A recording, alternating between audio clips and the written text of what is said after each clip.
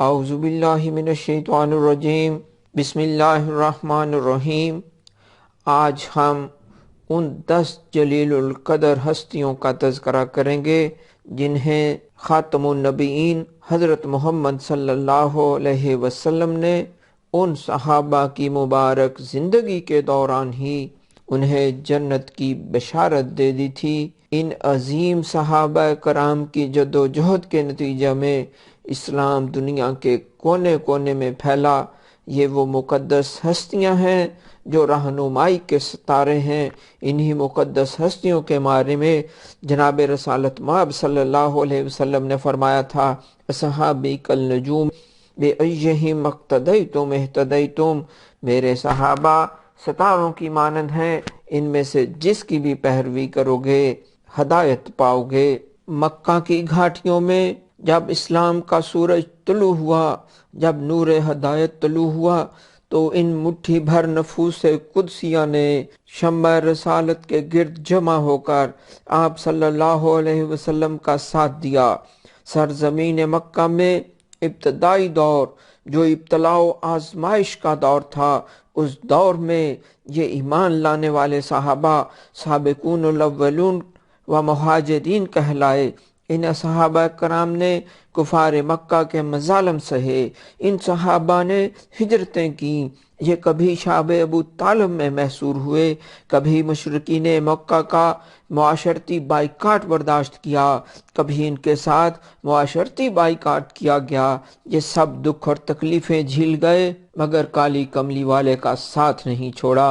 ان سابقون الاولون و مہاجرین میں 10 مقدس ترین ہستیاں ایسی بھی ہیں کہ جنہیں خاتم النبیین سرتاج الانبیاء صلی اللہ علیہ وسلم کے اعلان نبوت کے تھوڑے ہی عرصے میں انہوں نے اسلام کو قبول کیا، انہوں نے اسلام کو اپنے سینوں میں بسایا، اسلام سے ان کے سینے منور ہوئے تو یہ اسلام کا پیغام دوسرے لوگوں تک بھی پہنچاتے رہے، اور جو انہیں دکھ اور تکلیف پہنچی انہوں نے خندہ پیشانی سے برداشت کیا۔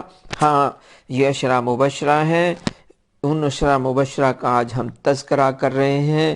یہ وہ صحابہ ہیں، یہ وہ 10 جنتی لوگ ہیں جو کبھی غزوہ بدر میں نظر آئیں گے، یہ میدان احد کے غازی ہوں گے، کبھی یہ غزوہ خندق میں کفار کے خلاف سر بکف نظر آئیں گے، کبھی یہ بیعت رضوان میں رسول اللہ صلی اللہ علیہ وسلم کے ساتھ ہیں، کبھی غزوہ خیبر میں نبوت کے پشتبان ہیں، کبھی غزوہ تبوک میں شجاعت کا پیکر بنے ہوئے ہیں، کبھی یہ فتح مکہ کے موقع پر رسول اللہ صلی اللہ علیہ وسلم کے ہم رکاب ہیں۔ یہ محسن انسانیت کے ساتھ غزوہ حنین میں بھی آپ کو نظر آئیں گے۔ یہ بزرگ صحابہ کرام حجۃ الوداع میں رسول اللہ صلی اللہ علیہ وسلم کی معیت میں حج کا شرف بھی حاصل کرتے ہوئے نظر آئیں گے۔ قبلہ اول کی طرف نماز پڑھنے کا معاملہ ہو یا کعبۃ اللہ کی طرف رخ کر کے نماز پڑھنے کا، یہ صحابہ کرام آپ صلی اللہ علیہ وسلم کے ہر لمحہ ساتھ رہے۔ ان مقدس ہستیوں نے قرآن مجید کو اور فرامین رسول صلی اللہ علیہ وسلم کو اپنے سینوں میں محفوظ کیا اور آنے والی نسلوں تک پہنچایا۔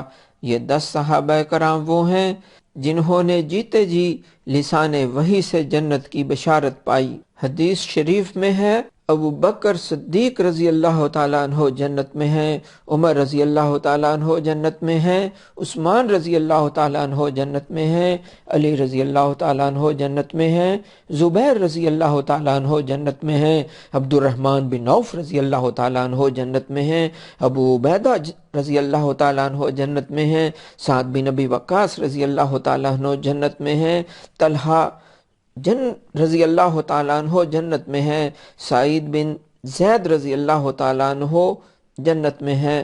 ان 10 صحابہ کرام میں حضرت ابوبکر صدیق رضی اللہ تعالیٰ عنہ نے صدیق کا لقب پایا، حضرت عمر رضی اللہ تعالیٰ عنہ نے فاروق کا لقب پایا، حضرت عثمان غنی رضی اللہ تعالیٰ عنہ نے ذو النورین کا لقب پایا، حضرت علی رضی اللہ تعالیٰ عنہ اسد اللہ شیر خدا کہلوائے، حضرت زبیر حواری رسول کہلوائے، حضرت طلحہ رضی اللہ تعالیٰ عنہ جواد الخیر کہلوائے، حضرت سعد بن ابی وقاص رضی اللہ تعالیٰ عنہ رجل صالح سے مشہور ہوئے۔